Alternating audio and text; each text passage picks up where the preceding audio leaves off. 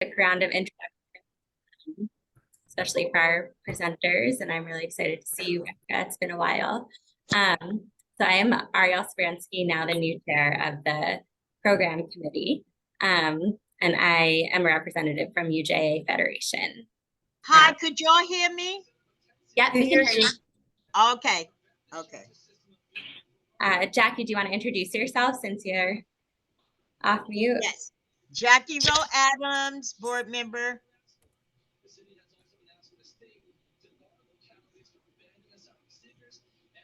And I guess we can pass it on to Donovan. Hi, Donovan Swanson with the Brooklyn Borough President's Office. Happy to be here. I will pass it off to Paola.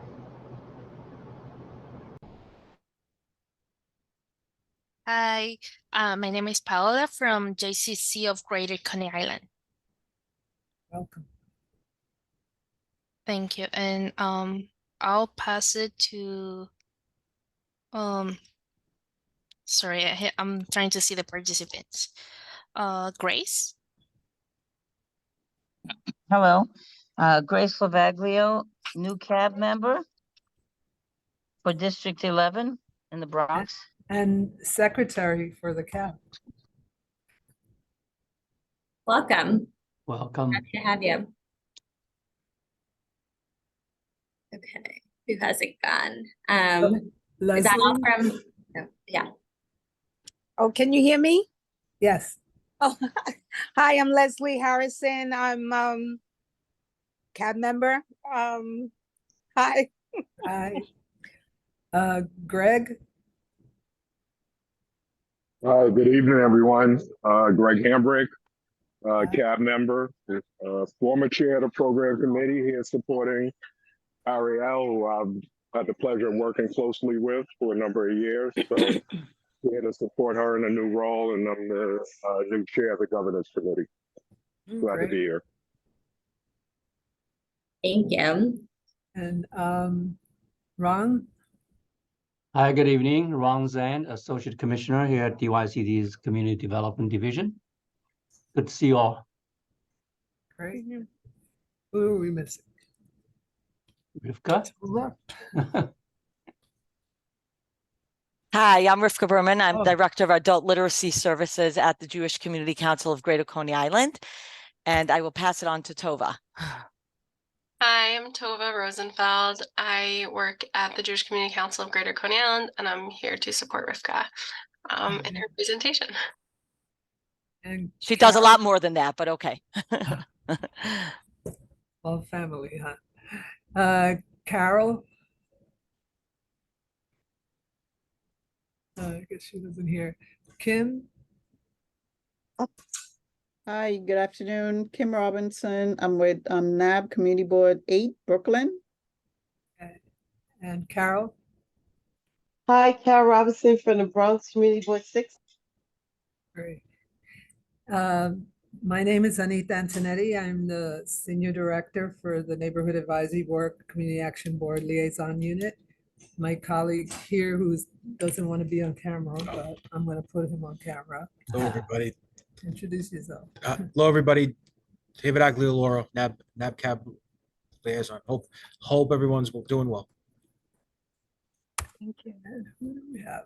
Valentina Jones. Nice. Did everyone introduce themselves? I think we have Valentina Jones.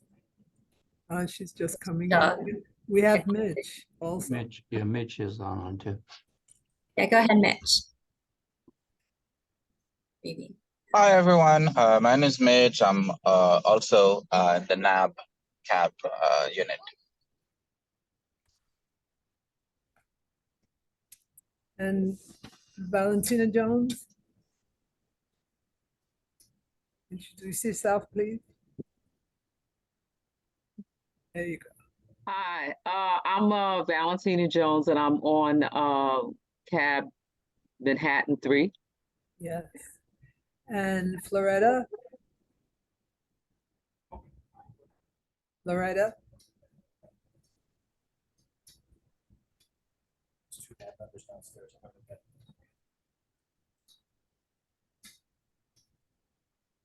Maybe she can't hear us. Maybe she can. So Floretta O'Brien is newly on Bronx 9. Right, Floretta? Yes, you hear me?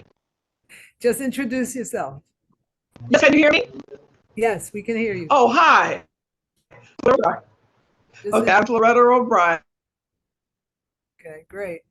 So I'm newly moved over to NAC number 9 from the Bronx 9, yes. Great. Thank you. I'm a new member.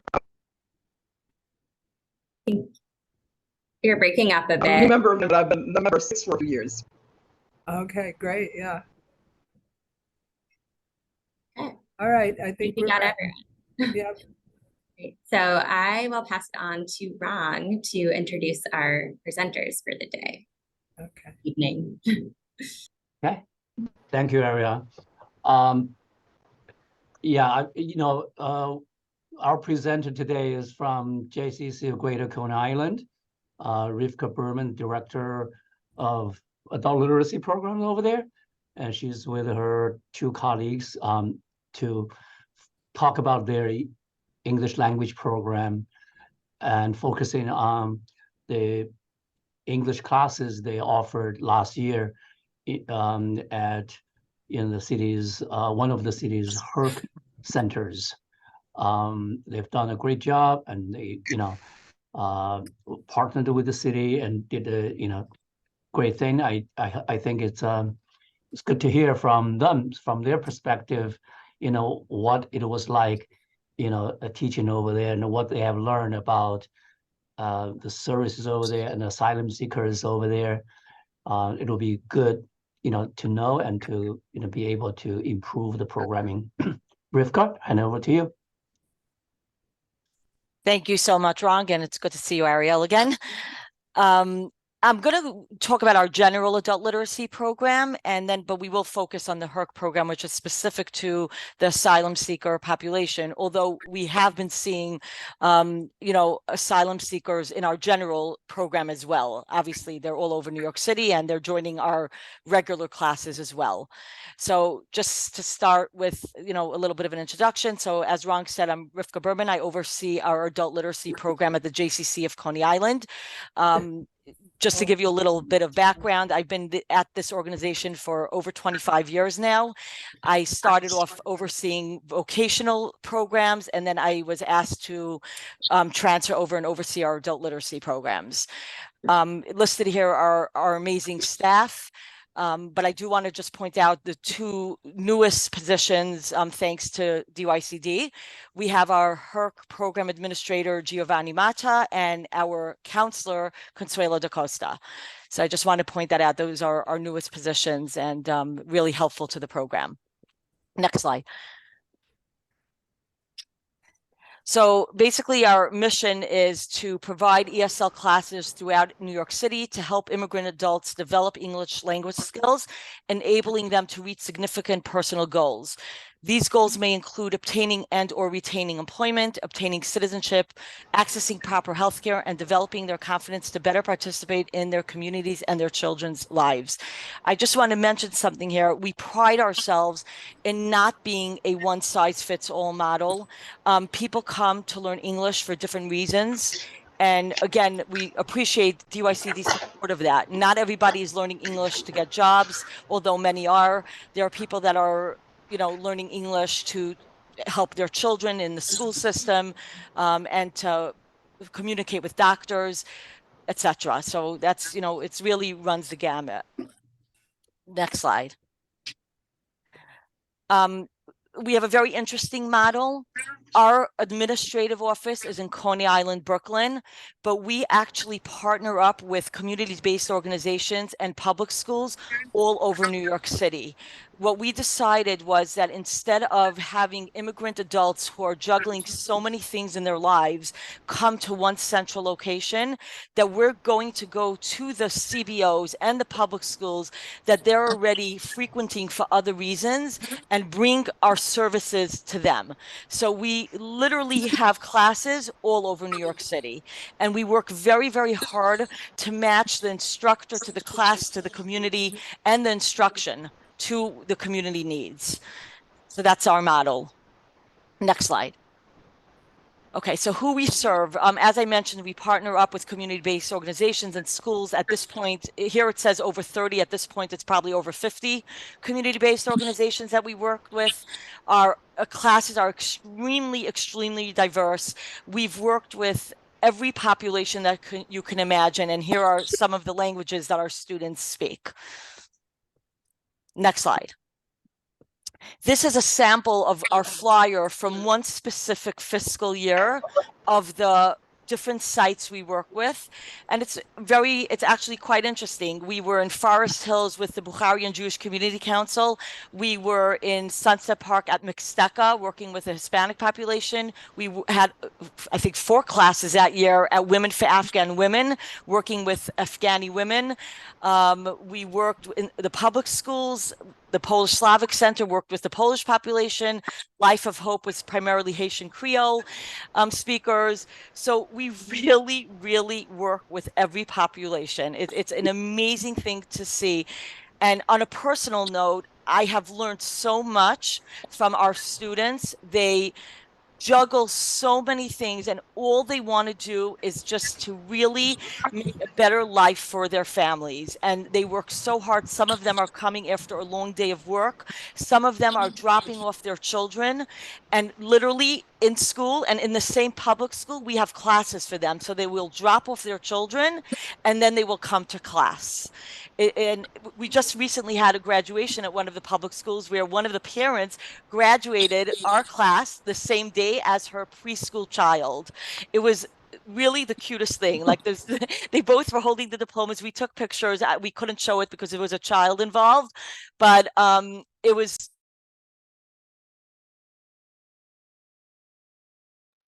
You went on mute, Rivkah. How did that happen? You hear me? A ghost. Okay.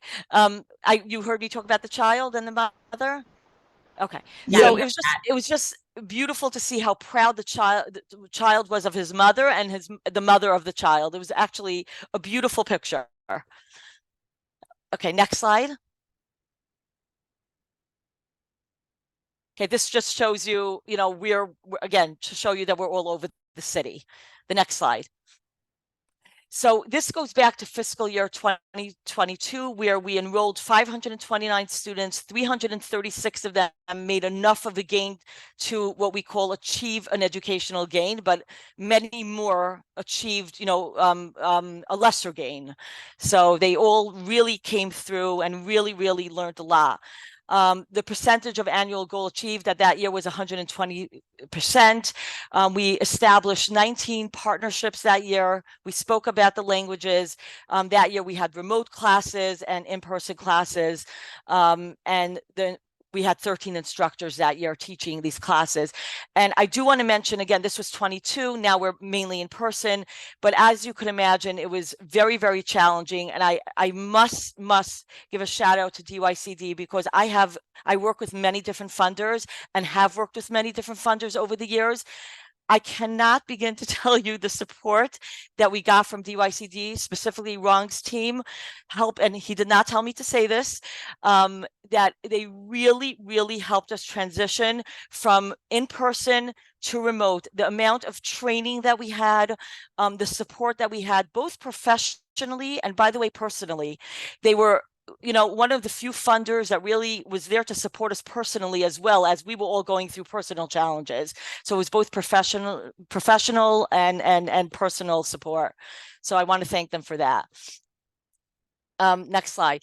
This is a letter from one of the parent coordinators thanking us for bringing our services to their school, where she really saw a difference in the parents and their ability to really participate in their children's education. By the way, I have no problem if anyone asks me questions, but if you want to wait till the end, that's fine too. Okay, next slide. Okay, now we're going to talk specifically about the program that Ron was referring to, our HERC program. Last year, we were asked by DYCD to bring our services to the Stewart Hotel, one of the HERCs, to provide services to the asylum seekers. We basically had about a month or less to get this started. In 2 months, over 100 people signed up for our classes. There is such a tremendous need for this population. And we, again, worked at a specific hotel. And the desire of the I don't know what they call them, the hotel residents, I'm not sure what they refer to them, to really acclimate to their new world is tremendous. We were lucky enough to work with families. We got to see not only the parents, but the children. That was both, an amazing experience and obviously a challenge, which we'll speak about, that their children a lot of them had to come to class. But just seeing, it was a very, very emotional experience for myself and my staff. It was, I'll never forget, we were sitting in class and all of a sudden one of the kids raised their hands and just said, immigration took away all my clothing. They just said that. There's a lot of emotional turmoil, and what we were there to do is to really help them learn English, but survival English. They should learn how to, acclimate to their new world. And Paola is on the call. She was at the HERCs a lot. She was at the hotel a lot, and we'll go to the next slide and I'll let her add whatever she wants to add. So I just want to mention the highlights of working with asylum seeker population, but specifically at the hotel. Again, literally within 2 months, we had over 100 people sign up. They want to learn English. They want to work. They want to make better lives for themselves.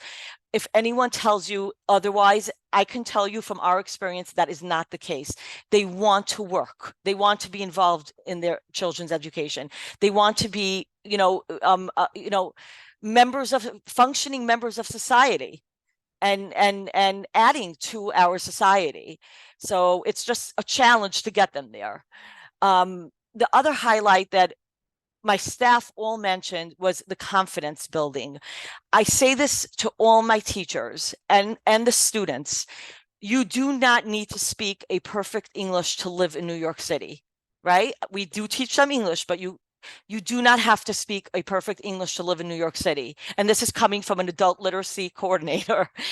But you do need to have confidence to live in New York City. And our main goal is to build their confidence. It's okay to have an accent. It's okay not to speak a perfect grammar, but you need to learn to speak up for yourself and not be embarrassed.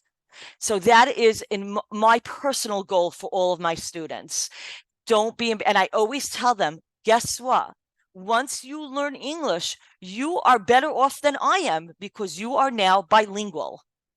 So I'm always looking to hire bilingual staff. So you are actually going to be in a better position than many. And the main thing is to be confident, to stick up for yourself and to stick up for your children. And we saw a tremendous difference. Paola was the one that was pre-testing them and post-testing them. And she mentioned to me that she could not get over the difference in their confidence. And to me, that's the biggest success. As far as challenges are concerned, I hate to focus, I tend to be a positive person, so I don't like to focus on challenges, but there are many. The biggest challenge for our students was the backlog in services. New York City is really, really trying to be there for them. But as you could imagine, there's a backlog. And the most significant backlog that they're feeling is the legal assistance. And they are very, very concerned about it because there's a time crunch for them to do what they have to in order to become a legal part of this society. And they are very, very concerned that they're going to miss that time frame. So legal assistance it's really, and they're actually afraid. They've expressed to our instructor that they're afraid that immigration is going to come to the hotels. So they are very afraid. And again, you have to realize that I'm working with a population with young children. It's a very, very trying time in their lives. Another thing is many of them really want to work. So some of them, you know, it's interesting because we want them to get work, but that brings us to our next challenge. But you know, a lot of them are waiting for authorization to work, and they want to put food on the table. They want to move on, but that's another roadblock.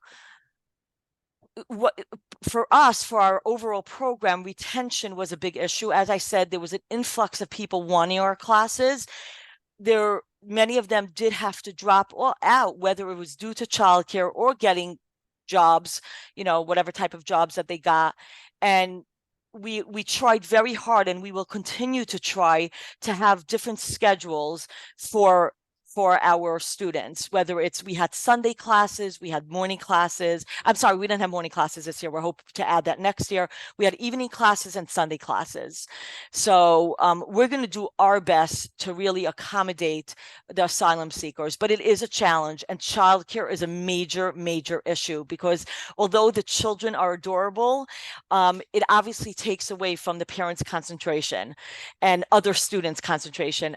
The one thing that I'm mentioning the children, I told Ron right away, the one thing I learned is that children are universally adorable. It doesn't matter where they're from. These kids are adorable.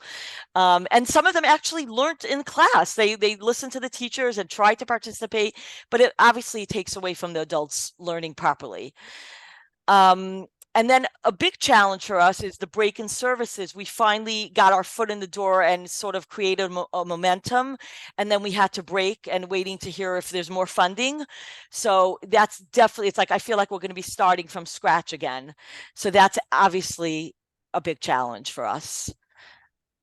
Paula, is there anything that you want to add as far as HERCS this specifically? Just say that it was a very excellent and humbling experience that we had in there.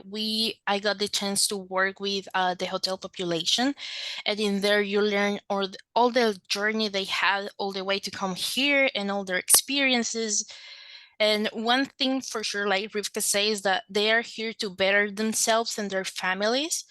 They are willing to work, and they are desperate to have help, especially in the working environment that they have in there. And up until this day, we still continue to have people reaching out to us and waiting to see if we're going to have classes. So we are excited for that. Thank you, too. Paola. I'll just share a few pictures, and then if anyone has, I'll open it up to questions. Let me just say, these are not pictures of students at the HERCS. We were not allowed to take pictures of them. So these are not pictures. These are pictures of people who signed waivers and you know, in our other sites. So these are students in one of our Staten Island sites. You know, they're receiving certificates. Here, this was in also Staten Island. This is our teacher took the students on a trip. They love the trips. Here's our graduation at Mixteca, another one of our sites. This is at one of the public schools, PS 128. And I think, is that it? And that's the end of the slideshow. I tend to talk very fast, so if anyone has any questions, I'll slow down and answer questions. Thank you so Quick much. question. And I'm sorry, pronounce your name again? Rivkah. Rivkah. Okay, so thank you so much for that presentation. I apologize, I'm outside, so I'll try to minimize the background noise. But thank you for the presentation.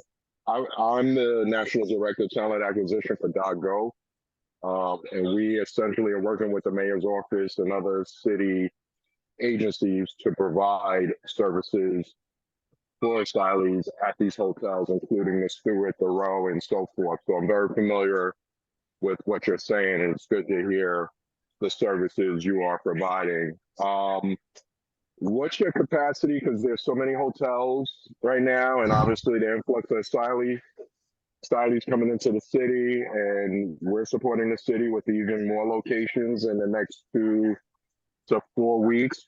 What's your capacity to be able to offer these services to such a large population? At this point, you and your team have to be kind of stretched as well. Right. So first of all, I've gotten to meet, some of your amazing staff at the Stewart Hotel, so I'm very familiar with the services that you provide. And one of the things that I spoke to DYCD about is that going forward, if we were going to continue the service, I really would love to meet with the staff of the other organizations at the hotels so we can really partner, better and do even a better job. So I look forward to that. As far as capacity, so we have a very can-do attitude. As Ron knows, our executive director, Rabbi Moshe Wiener, is just likes to help people. That's what we're here to do. And whenever I say, but Rabbi Wiener, how am I supposed to do this? Well, you'll figure it out. So we will figure it out. Obviously, there's a limit. We have our regular programs also. We have both city and state funding to provide ESL classes all over New York City. And we can have an offline conversation of, again, the sooner we know, the better, so that we can staff up. That has been one of our challenges. Hiring and then losing staff because they don't know if they have a job in the upcoming fiscal year. So that's a very big challenge for us. But the sooner we know, the more we can do to help. But we can probably take on at least one more hotel. I would love to take on a hotel for families just because it's my soft point. It tugs at my heart, but we will do whatever we need to do to help the city address the needs. Yeah, I mean, in great to terms of hear. the Yeah, I'm sorry. Go ahead. No, I just wanted to actually also respond to that question. That's a good question. Capacity, then meeting the needs, right? The needs is certainly as great as more and more, seekers come, and settle here in the city. Because I wanted to give Rivkah a little time to do the presentation, so I didn't get into the background of how we started this. And then how we're gonna continue. So I'll take advantage of this time just to do that. But before I do that, I want to thank Rivkah for actually doing this presentation. She had a prior,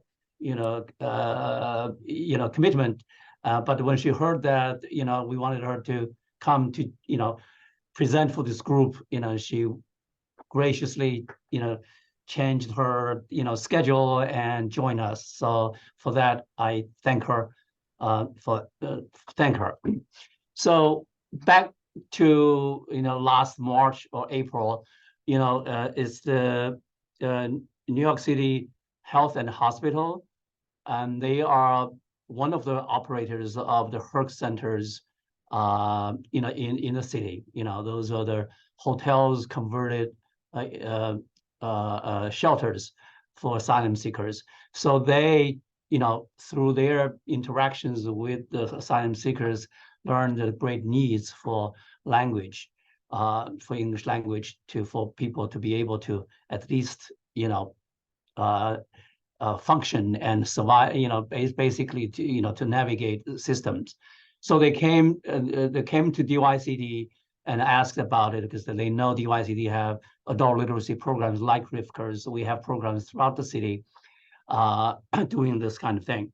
So, we talked with them, and they told us that at that time there were 5 HERC centers, and that can accept ESL classes. So with that need, we went to city's OMB and let them know what it is and what the need is and what the request is.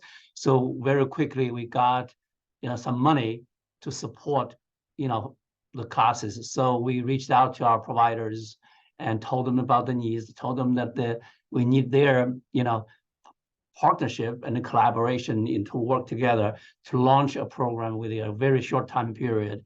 And so 5 providers, responded and did extremely well in 5 different HERC centers. So that's how we started, and it was a brief period of time because it's the end of fiscal. You know how city funding is by fiscal year. So we ended that program at the end of June, and with of course the assessment of the needs and the request for additional funding to continue the program for the whole fiscal year, right? So I know that there is a lot of support for English classes at the centers. And I'm pretty sure we'll be able to continue. And we're now, our plan is being reviewed right now. And I'm pretty sure it's a go. And in terms of doing classes at those sites, Greg, you're right. You know, the number of HERC sites is growing, and are we able to do classes in all of them? So, you know, at the beginning in July, when we requested and we reached out to health and hospitals to ask them, you know, about other HERC centers. So they told us there was one more center that was going to be ready. And then, you know, we said, okay, so we'll shoot for 6 then. Then we heard that there is more now right now. I think just within health and hospital, there are probably, you know, up to 12 now. But the biggest challenge is, you know, have to have an appropriate and adequate space for classroom, right? So it's not just that you have a HERC center will be able to do classes. You know, there has to be a space where you can actually do classes without much of a interference from outside. And we, you know, at the centers, most of the centers actually didn't have a separate room. And you know, it's really an open space, and we have to kind of, you know, barricade them and to do classes. Some places worked well, some, you know, had issues in terms of the, you know, the noise and level and everything. So in order to begin a new site, we need, health and hospital need to work with us to make sure that there is space, there is proper, you know, support at the site. So that's what we're looking at. And I'm actually trying to schedule visits to those sites that they open to see if there is any proper space with classroom, and that's what we're going to shoot for. So that's where we are with that. And the good news is that it will be continuing. If I could just add to that, Ron, the space is actually an issue. We had a room, but the format of the room was not ideal. But again, we tried to deal with less than ideal situation. But we do the best we can. But if there's no space, you can't provide a classroom. It just doesn't work. So that is definitely should be listed as one of the challenges. And again, I want to just also thank DYCD for being flexible with these classes. The more flexibility contractors have in providing services, the more work they could do quickly. You know, government contracts tend to be very nuanced and rules, and you know, you have to it's sometimes you take more time following the rules than providing services. So you know, I just thank DYCD for being as flexible as they can with the specific population, so that we can provide services quickly and get, you know, get on the ground running. That's a very important point. Yeah, Hi, Jacksonville Adams. Okay, I'm sorry. Let's go ahead. You go ahead. Yes, hi. Yes, I really enjoyed that presentation. Thank you. And you're absolutely right. It's all about the kids. You got to save the kids. But how long is this program? I mean, do you have a timeline for this contract? So we've thankfully have adult literacy programs already for probably about 10 years now, between our city and state funding. This particular HERCS contract, I'll let Ron speak to. You know, it just came about the end of last fiscal year, and hopefully we'll start again. But I can't. I'll let Ron speak to that. Yeah, that's basically, you know, this. Yeah, we started this program towards the end of the last fiscal year. It was basically about within a 2-month period, we launched the program, and we have great providers like, you know, Rivkah's program, and we did that. And then, as I just said, we're going to continue this year for the whole year. You know, it's just our plan is still being reviewed, and we're still working with health and hospitals to identify appropriate sites for classes. Oh, very good. Thank you. Yeah. if I can just add a general thing, many of you, it's amazing that you give of your time to be involved in this, but many of you, participate in many community-based activities and work with other community-based organizations. If you know of a community-based organization or a public school, whether you know them professionally or personally, that would benefit from ESL classes anywhere in New York City, you can have them reach out to me. I put my email address in the chat, and a few people emailed me directly, and I appreciate it. If I can bother you to email me, that would be best. I'm having a problem for some reason, with my copy and paste right now, for some reason. Please feel free to refer any community-based organizations that you work with. This is our specialty. We walk into a CBO and we start classes. This is what we do. So please feel free to have them reach out to us. And also, if you know of any great teachers, we're always looking to hire amazing teachers who teach adults. Please refer them to us. Number one criteria is they must be enthusiastic about helping the immigrant adult population. Okay. But, educational backgrounds are great, but more important is their enthusiasm for the program. And bilingual, do they have to be bilingual? They don't have to be bilingual, but we always love to hire bilingual teachers, but they don't have to be bilingual. Okay. Okay, I see a lot of hands. Yeah. Yeah, I just wanted to chime in. And Rivkah, I'll email you on the side, but again, Brooklyn Borough President's Office, if you haven't explored discretionary funding, this might be an opportunity. I understand you have long-standing programs, but just with the crisis, I think it doesn't hurt to just elevate and see again if there's discretionary funding that both our office as well as the council member for that area will be willing to contribute to kind of fill in some of the gaps here. I will say what I will do is I'll be elevating this to the CECs, which we have also direct connections to, because I know on the ground level, specifically in schools, these parents are looking for ESL classes, and the folks that sit on the CEC definitely know which schools they should be identifying, which maybe we can bridge that gap and build partnerships with some of the principals that are looking for these supports, which hopefully can be brought directly on site to their parents in these schools. I would absolutely love that. And as far as the discretionary funding, Tova's on the line from our executive office. I am sure we applied for every discretionary funding possible. But I would love to speak offline. I would love that opportunity. If you could email me, I would love that. Thank you. And I see Grace has her hand up. Hi, how are you doing? Hi, how are you? So, yeah, I like the presentation. Thank the you. only thing is that I noticed, and this gets missing. There are groups of people that are always left out of things like this. For example, the deaf and blind people. They also need to learn, especially from different countries. They can't do the same thing. And from what I understand, especially in the deaf world, the sign languages in the different languages may not translate as the same as English. So there's that. So I just thought I'd throw that in there. Maybe we can get some classes for deaf and blind people as well. And I appreciate that. I do appreciate that. And obviously we've tried to be as inclusive as possible. And maybe we can speak to DYCD and see if there's maybe there are programs that specialize with that community that we can refer students to. Yeah, I mean, certainly, there is a gap there, right?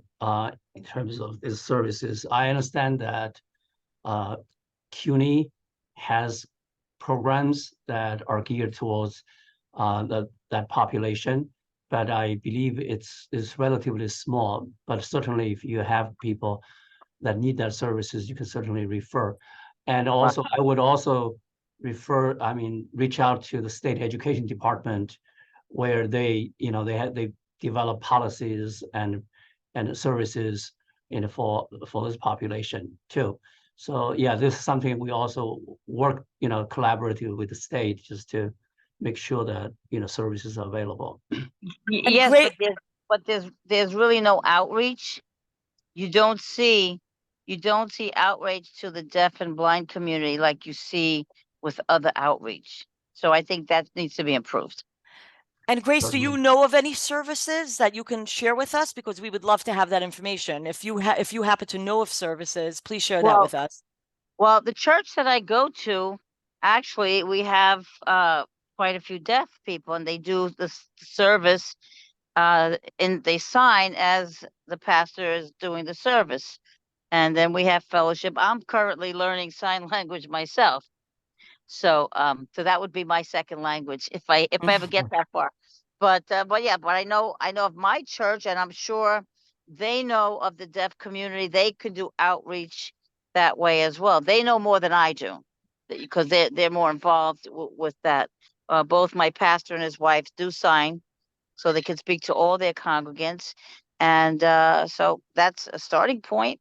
Definitely. That information, I can get that to you, and we'll see if we can work something out with them. Thank you.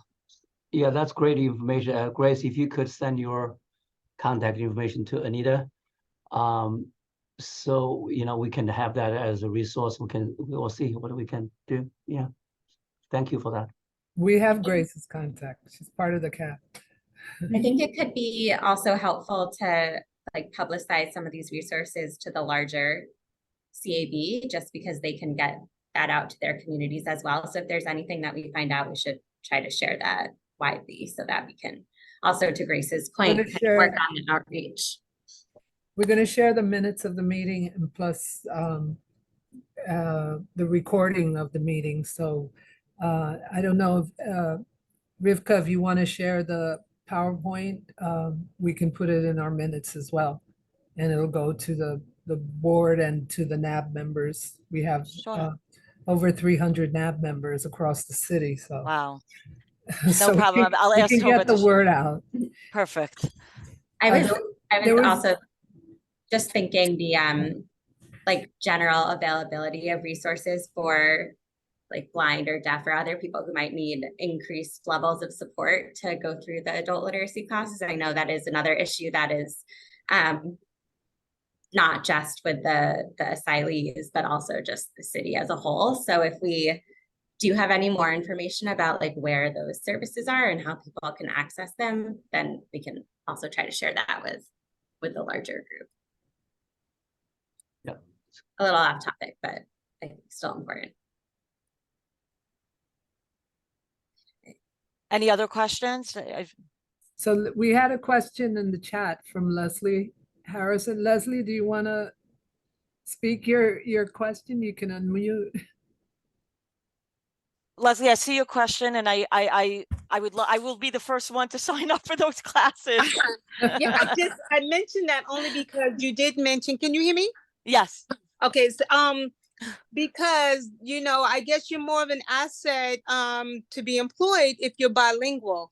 Well, in our world, in the adult literacy world, yes. Yeah. So what happens is that a lot of adults maybe, we didn't have a chance to take it or didn't go to college, where you're offered a second language. And now is the time to learn, especially as you're seeking employment. Do you offer anything like that? We don't, but I am sure maybe the libraries do, or, I'm sure the libraries do. And I'm waiting for the day to have time to actually take advantage of those classes, because for some reason they decided to teach us French in high school. I don't know why. I took Italian in high school. Yeah, I want to learn Spanish, Russian, I took Spanish in high school, but it's been, a really long time. So.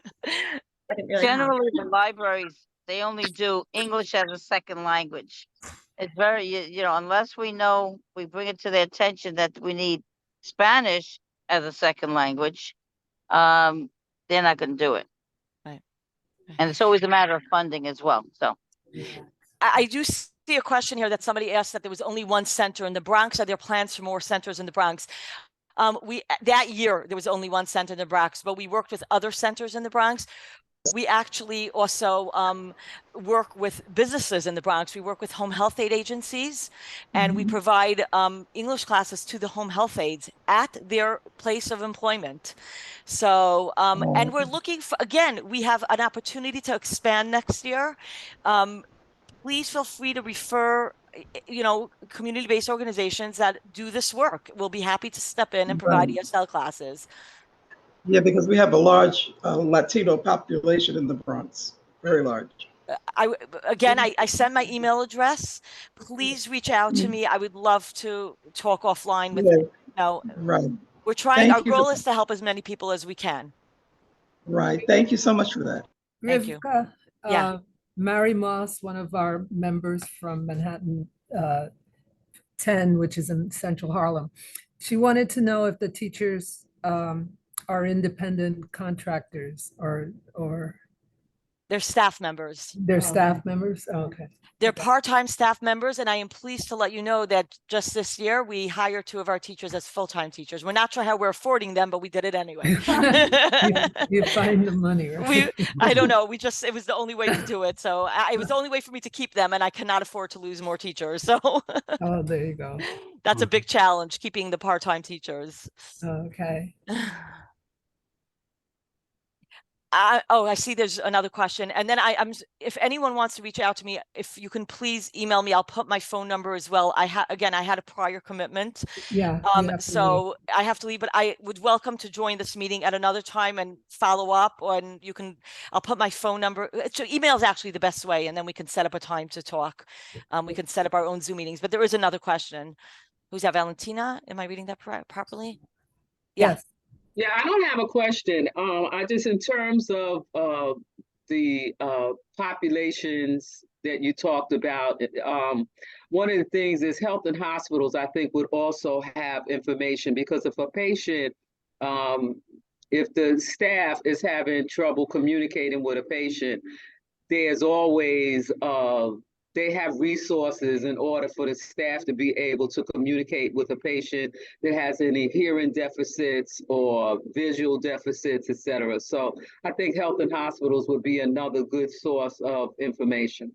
And I do have to tell you that we actually at one point met with Coney Island Hospital and to talk about bringing ESL classes to their staff at the hospital. It didn't end up working out. I think the schedules, it just didn't work out. But if anyone could think of a way of making that work, we would love to do that, to work with the hospitals and bring it. There was also a nursing home that actually called us to ask us if we could provide ESL classes to their residents. So we're open and flexible. But I would love to work with the hospitals to help the staff there better care for the patients. That's amazing. You're doing everything. We're trying. We're trying our best. Yeah. Thank you for joining. We really appreciate your time. Thank you. And I would love to stay for the rest of the meeting, but my staff and I are going to have to leave. And please invite me to another meeting. I love this. It's great. All right. Thank you. Okay. Anita, can I address this question to Donovan? Yes. Just wait. Ron is here also if there's any other questions of on the topic. But thank you, Rivkah, and thank you. Right. This is and Tova. Yeah. Okay. Oh, thank you, Sandra. This is Thank slightly you. off. Thank you. Thank you. This is slightly off topic, Loretta, but do you know? I just saw your email. If you can, I put my email in the chat. I'll put it again. If you reach out, I'm only privy to what I know, and I know our office is doing a back to school, but there's definitely always around this time tons of orgs. If you have a specific neighborhood in mind, I think that for Brooklyn, I think that's a little right. bit It's Brooklyn. I think it's the Bedford-Stuyvesant neighborhood. I volunteer for their food pantry program, and we have many families that come there. It's I don't know, 730 Willoughby Avenue. I don't know what is that Bedford-Stuyvesant? It sounds like Bed-Stuy. I mean, if you're saying Bed-Stuy, I'm going to trust Bed-Stuy, but yeah. No, I don't know. I live in the Bronx. I don't know. Oh, okay. So then I'm going to put my contact info in the chat again, and we can talk offline, but definitely, again, what I might not be privy to, I can find folks that would be able to give some orders. Depends on how much. Yeah, because we'd love to do that because many families come to us. Yeah, families come to us not only for food, but they also come to us for school supplies as well. Yeah, a lot of times these events happen directly at schools, and that's kind of like the element there. So, some parents find other community orgs, but a lot of times the schools are doing their own work, and sometimes schools are applying for their own grants and right, I have understand that. CBO relationships to give away backpacks as well. Right. So that's Donovan. Yeah, I'm gonna put it in the chat again. Don't worry. Okay. I think I have a Donovan.Swanson. I can send it to you. Oh, you did? Okay, great. I can send it to you. Thank you, Anita. Okay, thank you. Thank you, Anita. You're welcome. As always, coming through. We have another question in the chat. I'm guessing this is directed towards Ron. Do you offer services or resources to immigrants that have been in the community that are not part of the recent influx of asylum seekers? Yeah, I mean, here we have regular adult literacy ESL program, English as a second language program. Those are recent immigrants, our target population. And we have ESL civics programs. Those are programs that integrate English language teaching and the civic, government, history, systems and all that into that program. And that's targeting recent immigrants.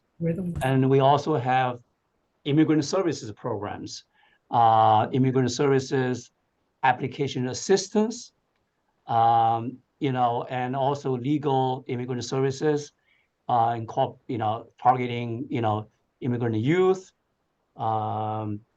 workers, immigrant workers, and also there is a domestic violence program. So there are, specific programs that serve immigrants. We know that, because of the, the population, the growth of the immigrant population here, when we designed our, our literacy program and on figuring out the funding allocation, we actually,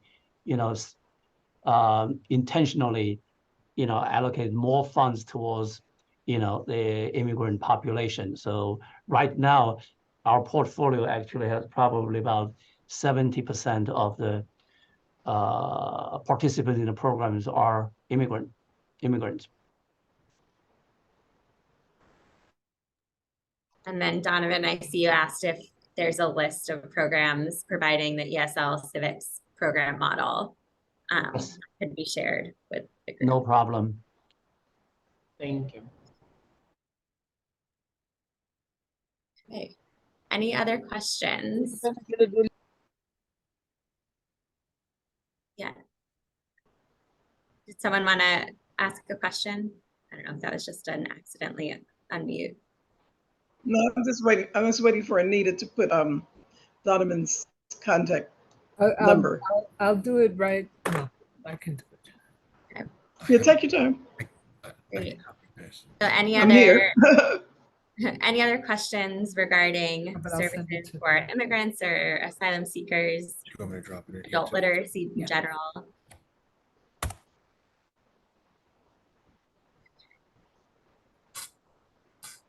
Great.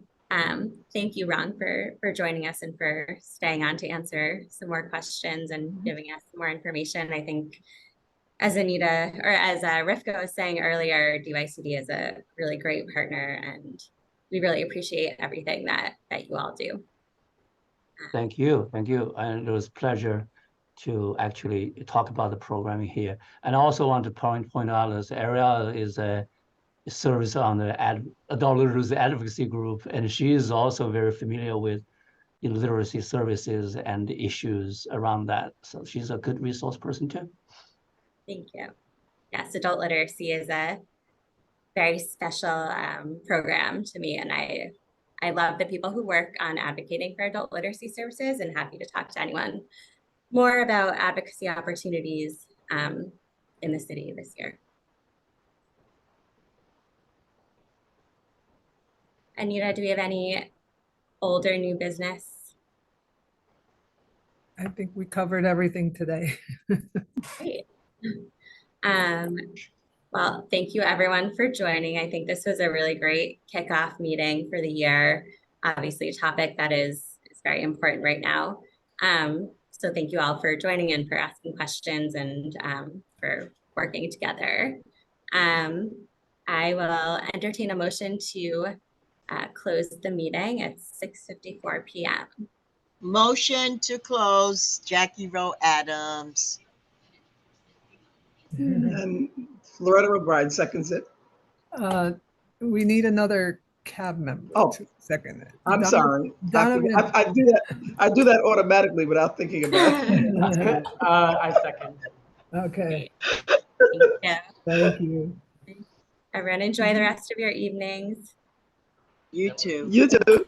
I'm gonna send Right. it to you right now, Florida.